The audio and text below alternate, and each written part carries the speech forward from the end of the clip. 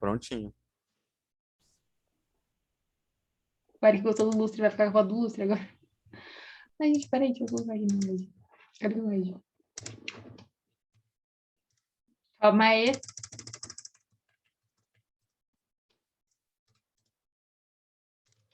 Ah, pronto, peraí. Yasmin, começa com você agora.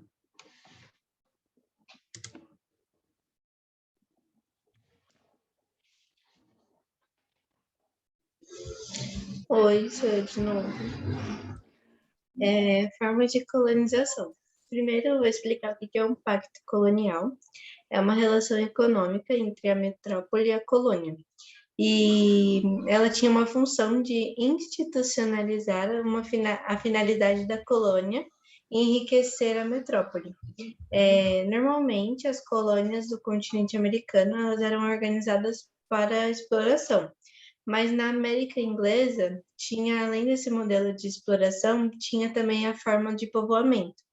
E essas são as duas principais modalidades de colonização. Elas são bastante questionadas em rigor, porque elas são bastante questionadas, porque com que elas foram estabelecidas, as distinções entre essas duas elas têm algumas distinções, mas é difícil de distingui-las, porque tem bastante, por exemplo, tem bastante semelhança entre as duas. E já que os dois modelos, eles nunca foram puros, e é possível encontrar algumas características comuns entre eles dois. E eles são as colônias de povoamento, que são representadas por minifúndios, que é um trabalho livre, policultura e produção voltada ao mercado interno, e a colônia de exploração, que elas eram caracterizadas por latifúndios, era trabalho escravo, monocultura e produção voltada à exportação. O comércio triangular foi quando os continentes americanos, continente americano, europeu e africano, eles firmaram uma relação econômica promovendo um desenvolvimento e a aplicação das teorias mercantilistas, estabelecendo o comércio triangular. E assim, do continente africano vinham os escravos, eles eram comercializados lá na América, e os metais preciosos, os produtos tropicais, eles eram enviados das colônias americanas até ao continente americano. Eles usavam como moeda o tabaco e o rum, e no comércio de escravos eles usavam como moeda o tabaco e o rum.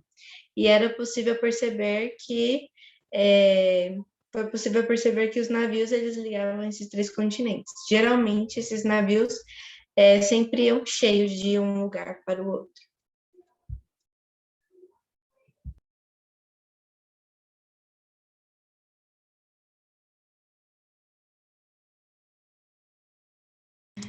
Então, sou eu de novo, vocês vão de olhar minha voz já, né? Mas tá bom, vou falar de novo, gente, última vez, prometo. A estrutura administrativa na América Colonial Espanhola caracterizou-se pela divisão do território em 8 áreas diferentes. Então, tinha os vice-reinos e as capitanias gerais. Os vice-reinos eram considerados estratégica e economicamente mais importantes, por isso recebiam mais atenção da coroa, enquanto as capitanias gerais, em menor destaque, eram muito para indicar presença espanhola na região. Enquanto na América Portuguesa tinha os capitães ou donatários, na América Espanhola, na colonial espanhola, tinham os adelantados. Eram pessoas com muitos poderes administrativos e políticos que exerciam esses poderes muitas vezes de forma arbitrária. O principal órgão administrativo era o Conselho das Índias, que era um órgão responsável pelas decisões mais importantes da colônia, como, por exemplo, a nomeação de vice-reis e capitães gerais. Tinham também as casas de contratação, que eram responsáveis por toda a parte administrativa do comércio, ligada ao comércio. O sistema judiciário era feito em forma de audiências, nos quais os ouvidores eles distribuíam a lei de acordo com os interesses reais, e os cabildos, inicialmente, eram centros administrativos locais, só que com o passar do tempo se tornou foco de resistência, especialmente no processo de independência da América Espanhola. A sociedade era dividida em grupos, então tinham chapetones, que eram espanhóis nativos e ocupavam os cargos políticos e administrativos mais importantes. Abaixo deles tinham os crioulos, que eram descendentes de espanhóis nascidos na América. Eles tinham muitos poderes econômicos, mas eles eram proibidos de ocupar cargos administrativos mais importantes. E foi principalmente dessa classe que saíram, né, as principais lideranças para o processo de independência. Os mestiços, eles eram resultados da miscigenação entre índios e brancos. Normalmente eles ocupavam cargos simples porque eles eram menos favorecidos. Os índios, eles não tinham direito nenhum, eles foram amplamente explorados pelo trabalho compulsório ou dizimados de forma sistemática, e havia também os escravos negros, que eram oriundos da África, e tinham os mesmos tratamentos que os índios. Então, alguns historiadores colocam os índios e escravos da mesma classe social pelas condições de miséria e exploração que eles eram submetidos. A economia foi marcada pelo desenvolvimento de três atividades básicas: a mineração, pecuária e agricultura. A mineração foi muito decorrente do ouro e da prata, que era levado daqui para a Europa. A pecuária teve um importante papel econômico, especialmente na região da América do Sul, e a agricultura foi marcada pela produção de açúcar na região do Caribe, que ficou conhecido, né, como o maior concorrente do açúcar brasileiro. O trabalho compulsório ele era feito especialmente de duas formas na América Espanhola. Tinha a encomenda, que eu não sei se se fala, onde um espanhol ele pagava tributos à coroa e ele podia ter um índio como escravo, e também uma forma de mita, onde uma comunidade era obrigada a mandar homens para trabalhar por um espanhol durante um determinado período. O contato econômico entre a metrópole e a colônia era feito de duas formas: frotas anuais e portos únicos. Frotas anuais eram produtos saídos da Europa para vir para o Brasil. Era feito uma vez por ano, por isso frotas anuais, e tinham embarcações que eram protegidas por navios de guerra para evitar invasões piratas. E portos únicos eram embarcações que sairiam do Brasil para a Europa, para a Espanha, né? E que podiam embarcar em só um porto, por isso portos únicos. E eu tinha esquecido, mas eu fiz aqui um mapa sobre os reinos das capitanias gerais. Epa! Então, aqui, ó. O vice-reino do Peru, tá aqui, né, no mapinha. Cadê o mapinha? O mapinha tá aqui. Que hoje ele equivale, né, ao território do Equador, parte do Acre e da Bolívia.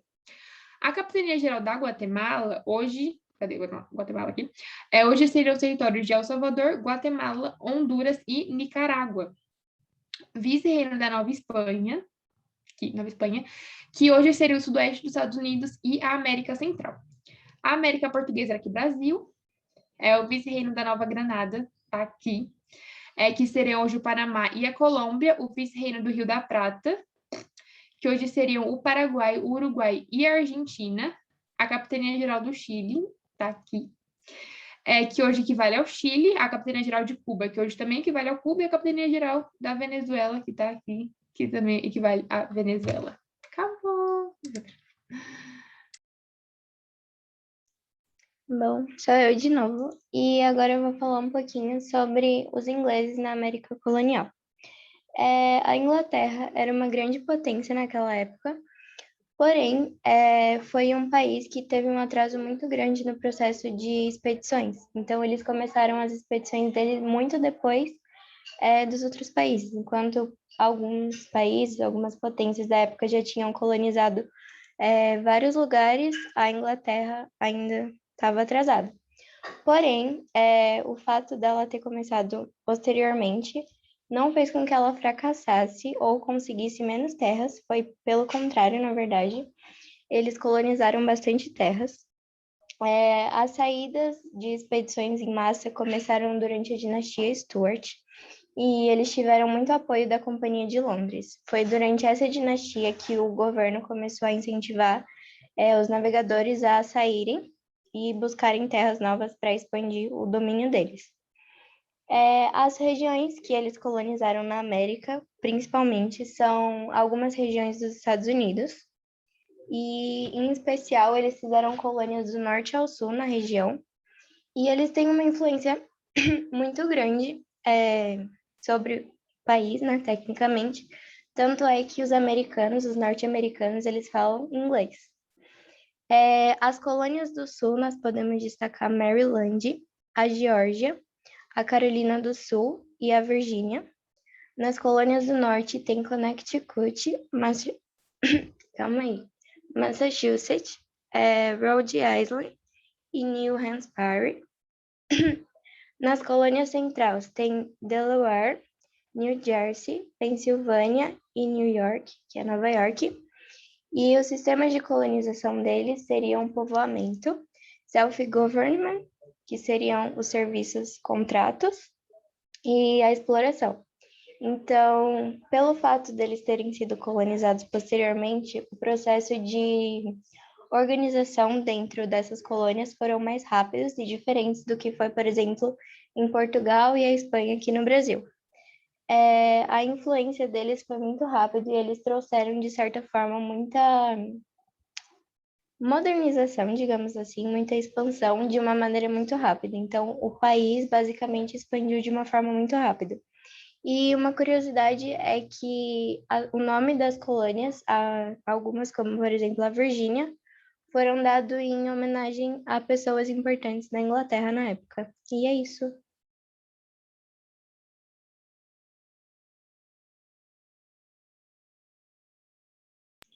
Eu vou falar sobre os franceses na América colonial.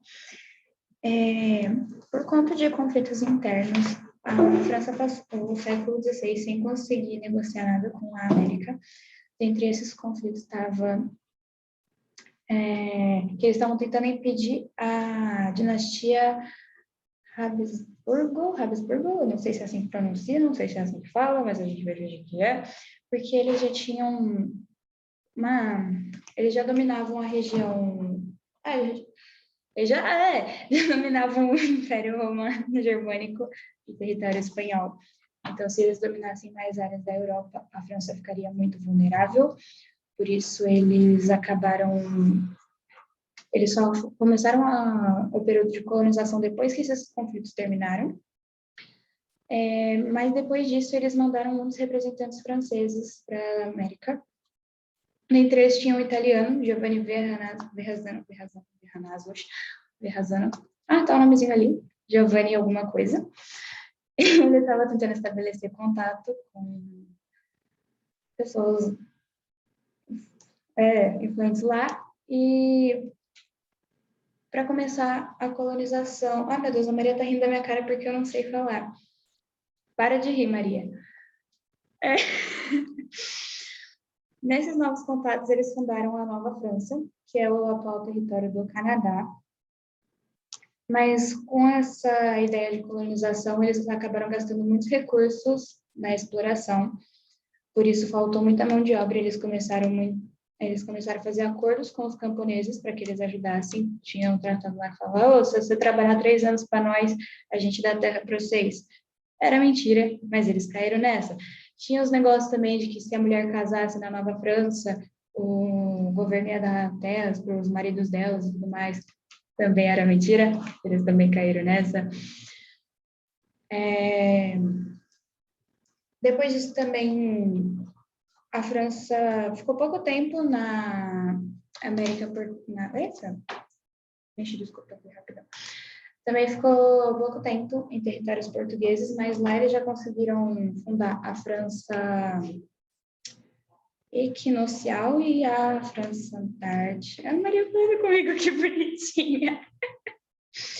Enquanto estavam no período de conquistar o Maranhão, Daniel de La Tour conquistou o território da Guiana Francesa, que pertence à França até hoje. Mas o declínio deles aconteceu por conta de conflitos em que eles mesmos se envolveram, como, por exemplo, guerras entre a Inglaterra e a Espanha. Depois disso, eles enfraqueceram bastante e começaram a buscar ajuda em outros territórios, como, por exemplo, os Estados Unidos, que eles também ajudaram bastante os Estados Unidos a conquistar a independência deles. Uma guerra que teve lá, tudo mais, que George Washington depois virou presidente, essas coisas, a França estava lá ajudando eles. E eles não devolveram o favor. Delícia. É isso, gente.